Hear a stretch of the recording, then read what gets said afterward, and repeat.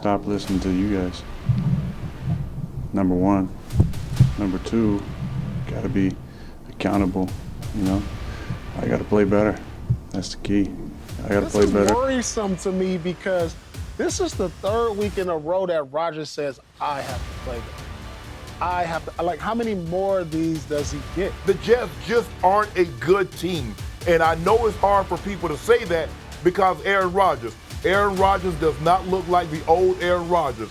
He looks like an old Aaron Rodgers. On March 15th of 2023, one man told the world that he planned to change the trajectory of one NFL franchise forever. Since Friday, I made it clear that my intention was to play, and my intention was to play for the New York Jets. Just over a month later, a trade was made official and Aaron Rodgers became the quarterback of the New York Jets. This move was supposed to fix every issue the franchise had and pull together an elite roster, propelling them into true contention. Today, only about 16 months later, not only has the move failed, but the team that was supposed to be saved now looks completely broken beyond repair. I mean, this is a team that is completely desperate right now, that's in search of a head coach, just has stunted young prospects, and has a commitment to a leader who either can't play at an elite level anymore, or I mean, really, just who simply doesn't care anymore. And in today's video, we're going to explain exactly how we got here and exactly why the New York Jets are broken.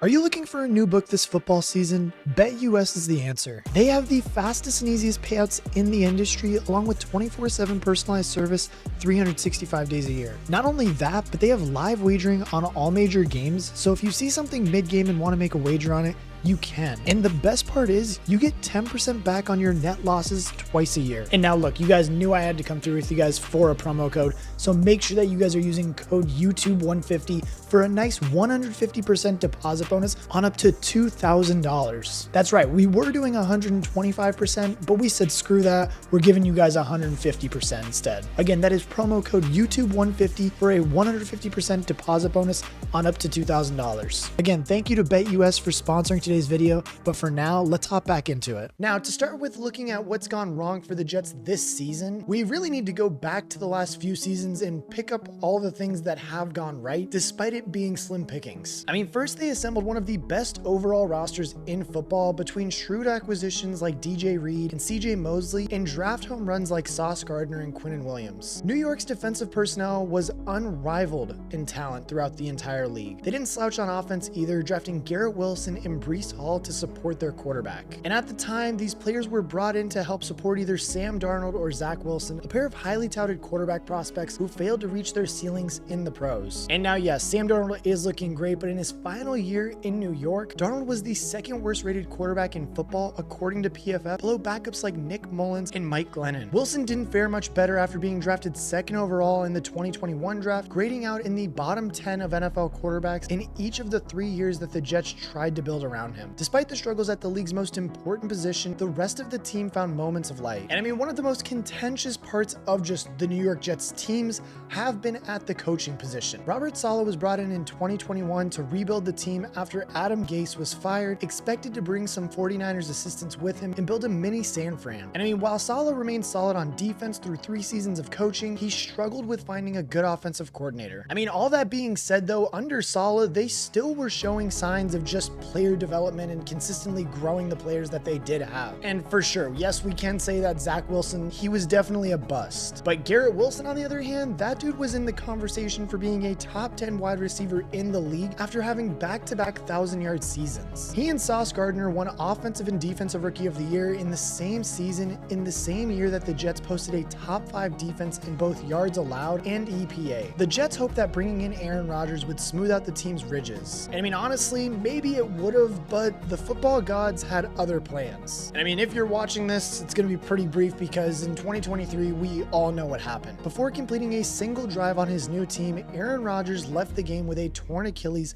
and missed the rest of the season. In that very first game of the year, the Jets defense stepped up, forcing Josh Allen to go to overtime, scoring just 16 points before a special teams touchdown gave them a win. Those themes persisted throughout the rest of 2023, with the defense not getting much help. A lot of the blame for this was assigned to offensive coordinator Nathaniel Hackett, who was brought in at the request of Aaron Rodgers despite having a questionable resume. And I mean, honestly, the offense was just in complete shambles. They were the third worst in the league at scoring points and turned the ball over enough to drag the defense out of the top 10 scoring range. Nevertheless, the team still managed to get a respectable 7 wins with the combination of Zach Wilson, Trevor Siemian, and Tim Boyle under center. A catalyst for this resilience was running back Breece Hall, who looked great as a rookie before dropping to injury, but who accounted for more than 1,500 total yards in 2023. The final remaining weakness for this team was just their offensive line. It was really just full of players who were either injury prone or just completely in over their head. So the Jets spent their 2024 offseason focusing on patching those holes, drafting Olu Fashanu out of Penn State, but also signing Tyron Smith out of Dallas as their blindside blocker and John Simpson as their left guard. On top of that, they traded with Baltimore for right tackle Morgan Moses, a former Jet who had found his footing with the Ravens. The Jets also found themselves bringing in a couple of extra mercenaries on both sides of the ball. And I mean, hell, with all of those positive changes, Aaron Rodgers coming back into the 2024 season, the Jets should have a winning record and hell, maybe even be atop the AFC East today, right? And well, as we all know, instead I'm making this video right now calling them completely broken. But what happened? Well, I mean, for starters, during the 2024 preseason, hope returned to New Jersey as Rodgers showed his health in OTAs. He did vanish during training camp on a trip to Egypt, but was excused largely based on his veteran status. His chemistry with a team he'd only played 3 snaps for was highly touted by the media. The 4-time MVP was seemingly on track to fully return to form with an offensive play caller in Hackett that he clicked with and the best team around him that he'd arguably ever had. Early in the year, there was plenty of reason for positivity. They put up a fight against defending NFC champs San Francisco in week 1 before winning back-to-back games over the Titans and rival Patriots. The defense locked down, allowing about 20 points through 2 weeks, and the team was playing complementary football using a tandem of Breece Hall and young Braylon Allen to keep the team on their toes, while Rodgers built rapport with Garrett Wilson and tight end Tyler Conklin. Rodgers' old friend Alan Lazard also contributed early, profiting off of his old Green Bay connection. And I mean, hell, at 2-1, the Jets were on top of the world. They were favored to win a weakened AFC East with the Bills and Dolphins both looking vulnerable and jumped to the top 10 in Super Bowl odds for a time. Hope was flowing as the team welcomed the Denver Broncos into Meadowlands in week 4, but it was all downhill from there. Despite facing a rookie quarterback in Bo Nix who only piloted his offense to 10 points, the Jets offense couldn't find their footing against a solid Denver defensive unit. Rodgers didn't turn the ball over, but only threw for 225 yards and couldn't convert in the red zone. Most of that did fall on the shoulders of the running game, with Hall and Allen combining for just 38 yards on 18 carries, and the Jets lost, but were still 2-2, so they just needed to bounce back while overseas in London. That game, however, would mark the end of this era of New York Jets football. Against the undefeated Minnesota Vikings, the Jets looked to their entire team to pitch in and at least make the game competitive. Instead, they dropped to a 17-point hole through the first 25 minutes, never recovering. Rodgers threw 3 interceptions, one of which was returned for a touchdown, and the offense as a whole only managed 17 points. The Jets were humiliated after the showing on offense, and Woody Johnson had seen enough. Naturally, he fired the anchor of the defense after seasons of fielding a good defense and nothing else. Robert Saleh was kicked to the curb, a move which Rodgers insists he had nothing to do with. Play calling duties were also stripped from Hackett after being so ineffective, and most importantly, Joe Douglas started making a push to trade for wide receiver Davante Adams. And in their first game without Saleh, defensive coordinator Jeff Ulbrich took over, but it was clear pretty quickly that he wasn't bringing the same productivity on defense that Saleh had. They allowed 3 touchdowns to a Bills team lacking a number 1 receiver, and the offense remained relatively ineffective as Rodgers gave the ball away again while not capitalizing on a 113-yard day from Breece Hall. Another major disappointment led to the Jets finalizing the trade to acquire Davante Adams, and now we pretty much come to what happened last weekend. Everything was exactly how Aaron Rodgers wanted it. Saleh was gone, so no one was around to challenge his decisions, and he had multiple receivers that he actually liked. So against the Steelers team that just now is starting Russell Wilson, there would be no excuses for a poor performance, right? And well, no, the Jets managed to put up probably their worst game all year, not even scoring in the second half of this game. Rodgers disappointed again, throwing his 4th and 5th picks in 3 games despite his O-line only giving up a single sack against an aggressive Pittsburgh pass rush. Rodgers did force the ball to Davante Adams, targeting him 9 times for 3 catches and 30 yards. And he continued to drag down amazing performances by Breece Hall, who accounted for over 140 total yards and a touchdown. As we sit right now, the Jets are currently 2-2 7-5, and after doing everything possible to make Aaron Rodgers happy, their team is in absolute shambles. So I mean, what has gone so wrong in the grand scheme of things? Right now, we've entered the phase of the season where Rodgers is blaming the media for being too critical of the team, but there are clearly some deep-rooted issues. And first things first, I'm going to say firing Robert Saleh was a huge mistake.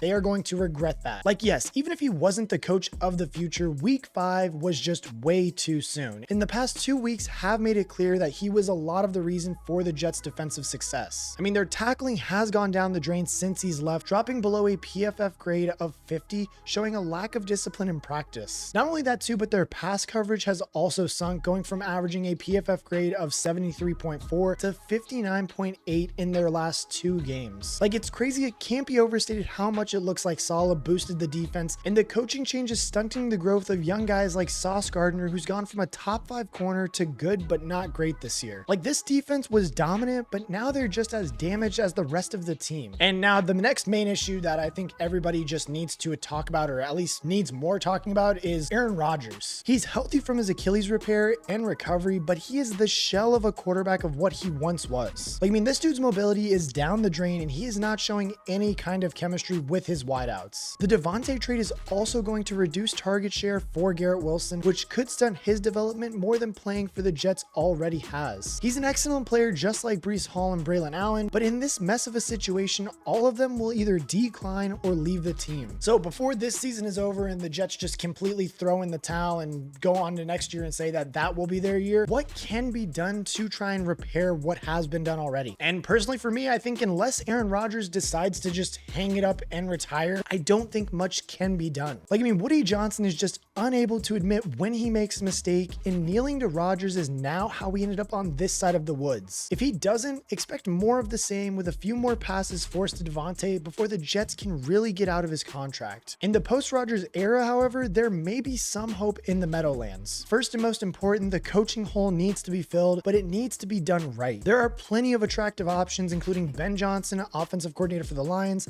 Todd Monken for the Ravens, and even Brian Flores of the Vikings if they want to rebuild their defensive identity. Regardless though, there are real options for the next head coach of the Jets, but the job is unattractive while Rodgers remains the quarterback. Like, I mean, once he's gone, and assuming that too much talent hasn't walked out the door already, the new coach will be able to build around Breece Hall, Braylon Allen, Garrett Wilson, the Williams brothers, and Sauce Gardner on top of others. Focusing on that young talent is the only hope the Jets have left, but they have done so much damage by moving on from Saleh's defensive mind and allowing Aaron to run the offense. Wilson and Gardner specifically don't look like the same players this year, and they'll need help to reclimb the mountain. Finally, that brings us to the quarterback position, because if Aaron Rodgers does leave, they're still going to need a quarterback. Not another mercenary veteran, but a real prospect who can grow with the team into a franchise player. And like, I mean, look, there are good options in this draft, and the Jets will likely hold a top 10 pick. Whether they pull the trigger this season or next is in flux, but what is undeniable is that the New York Jets will need to spend more time in evaluation. All of Zach Wilson's allure came from his pro day, which convinced New York that he had a high ceiling regardless of his flaws. And I mean, simply put, this cannot happen again if the Jets expect to change their destiny. But I want to know what you guys think. Do you think Aaron Rodgers can steer the ship right and maybe even somehow make the playoffs despite them being 2-5 right now? Honestly, for me, the dude needs to go. He cannot be mobile. He cannot make plays outside of the pocket anymore. Like, personally for me, I think he just needs to be done. The Achilles took basically what his best thing was, and that was making plays outside of the pocket. How many plays outside of the pocket have we seen Aaron Rodgers make this year? Not many by my book. That's all. But I mean, again, let me know down in the comment section what you guys think. If you guys can, make sure you guys like, comment, and subscribe to let me know that keep doing videos just like this. And as always, I will catch you guys in the next one.